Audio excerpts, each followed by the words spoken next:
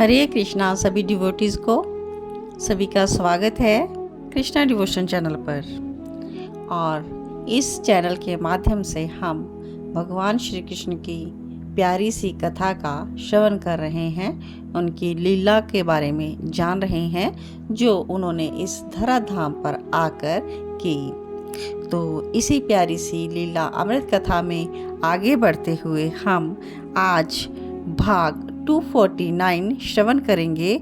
और आज के भाग में हम श्रवण करेंगे मगध नरेश का आक्रमण। तो मगध का जो नरेश था वो था जरासंध, और जरासंध राजा कंस के ससुर थे। उनकी दो पुत्रियां थी, अस्ति और प्राप्ति। वो कंस को ब्याही थी, लेकिन अब राजा कंस तो रहा नहीं, तो ये दोनों अपने पिता के यहाँ चली गई थी। तो मगध नरेश ने जब अपनी पुत्रियों को इस वैधव्य रूप में देखा तो वो बिलक उठा।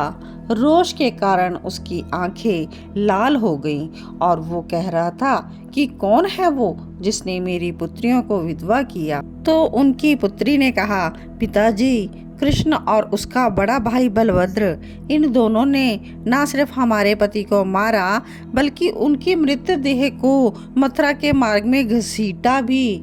तो ऐसा बड़ा चढ़ाकर बोल रही थी उनकी पुत्रियां। राजा जरासंध महाबली था, समस्त पृथ्वी के बड़े बड़े राजाओं से इसके अच्छे संबंध थे और इसका आदर सम्मान भी करते थे। तो उद्धव जी कथा को आगे बढ़ाते हुए विदुर जी से कहते हैं, तात, जरासंध को आप निर्बुद्धि नहीं कह सकते। समझदार था वो, शत्रु को कमतर आंकना ये जानता नहीं था, इसलिए इसने कुछ और दिनों की प्रतीक्षा की और उस प्रतीक्षा में इसने अपने समस्त वीर राजाओं को निमंत्रण भेजा। मथुरा में आक्रमण करने के लिए सबसे सहायता मांगी और साथ में ये भी कहा कि जो मेरा साथ नहीं देगा वो मेरा शत्रु होगा। जरासंध से सब डरते थे, इसलिए इसकी शत्रुता कोई भी मोल नहीं लेना चाहता था। समय देखकर जरासंध ने मथुरा नगरी को घेर लिया, चारों दिशाओं से घेर लिया। मथुरा एक प्रकार से बंधक बन गया। और जब मथुरा वासियों को थोड़ा ज्ञात हुआ और बलराम जी तक खबर पहुंची तो वो पहुंचे श्री कृष्ण के पास और गुस्से से भरकर बोल रहे हैं, कृष्ण, ये क्या है? बाहर क्या हो रहा है? हम चारों ओर से घिर चुके हैं, हमारे पास सैनिक भी नहीं है, अब हम क्या करें? तो श्री कृष्ण मुस्कुराए और कहते हैं, दादा आप हो और हम हैं। और दाऊ का हाथ पकड़कर बाहर ले चलते हैं उनको। और बाहर जैसे ही आते हैं वहाँ पर एक स्वर्ण का रथ खड़ा है। तो कहते हैं, चलो दादा इसी रथ में बैठ जाते हैं। तो बलराम ने कहा, यहाँ तो कोई सारथी भी नहीं है।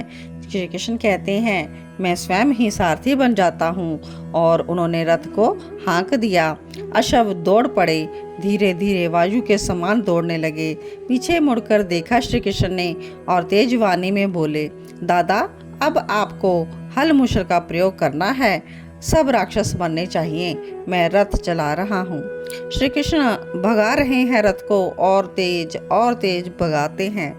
जरासंध के जो सैनिक थे, जो लाखों की संख्या में थे, उन्हीं के मध्य में ले गए श्री कृष्ण रथ को और जोर से बोलो, मारो इन्हें दादा। बलभद्र ने हल लिया और एक ही बार सहस्रों का वध कर दिया। मूषल का प्रयोग कर सहस्रों को दूसरी बार में भी वध कर दिया।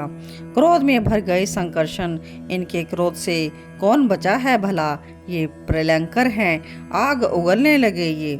श्री कृष्ण रथ को घुमा रहे हैं और बोलते जा रहे हैं, दादा इधर मारो, दादा उधर मारो, वो सैनिकों का झुंड है उस तरफ मारिए। और बलभद्र देखते ही देखते लाखों सैनिकों को उन्होंने मार गिराया।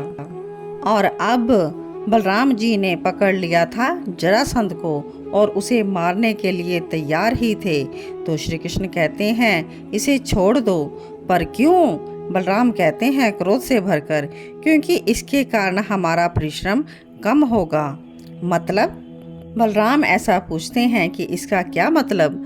तो कहते हैं श्री कृष्ण, दादा राम अवतार स्मरण में है ना, कितने भटके थे हम वन वन में राक्षसों को खोज कर मारने के लिए, पर अब नहीं, ये जरासंध दुष्ट राजाओं को लेकर आएगा और उन्हें हम मारते रहेंगे।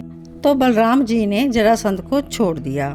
श्री कृष्ण बोले, मगध नरेश, अब थोड़ा माखन खाकर आओ, तुम्हें तो शक्ति ही नहीं है।